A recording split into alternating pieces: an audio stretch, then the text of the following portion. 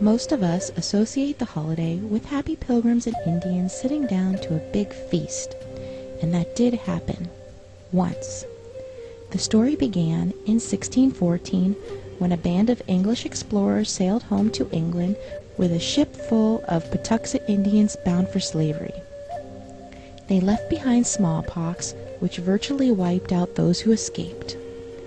By the time the Pilgrims arrived in Massachusetts Bay, they found only one living Patuxet Indian, a man named Squanto, who had survived slavery in England and knew their language. He taught them to grow corn and to fish, and negotiated a peace treaty between the Pilgrims and the Wampanoag Nation. At the end of the first year, the Pilgrims held a great feast honoring Squanto and the Wampanoags.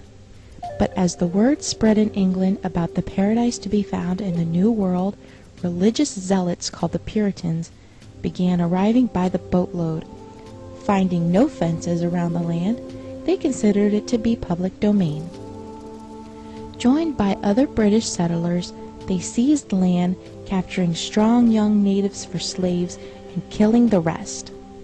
But the Pequot Nation had not agreed to the peace treaty Squanto had negotiated, and they fought back. The Pequot War was one of the bloodiest Indian wars ever fought. In 1637, near present day, Groton, Connecticut, over 700 men, women, and children of the Pequot tribe had gathered for their annual Green Corn Festival, which is our Thanksgiving celebration. In the pre-dawn hours, the sleeping Indians were surrounded by the English and Dutch mercenaries, who ordered them to come outside. Those who came out were shot or clubbed to death, while terrified women and children who huddled inside the longhouse were burned alive.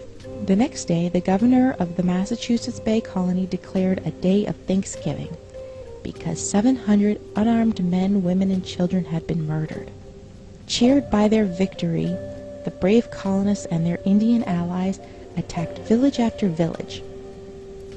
Women and children over 14 were sold into slavery, while the rest were murdered. Boats loaded with as many as 500 slaves regularly left the ports of New England. Bounties were paid for Indian scalps to encourage as many deaths as possible.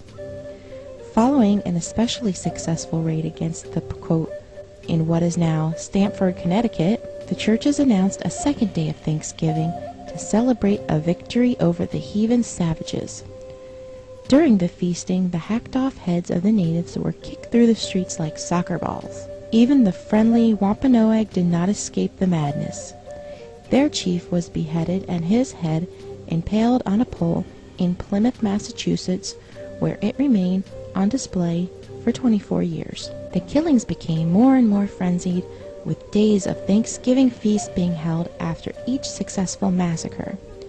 George Washington finally suggested that only one day of Thanksgiving per year be set aside of celebrating each and every massacre. Later, Abraham Lincoln decreed Thanksgiving Day to be a national legal holiday during the Civil War.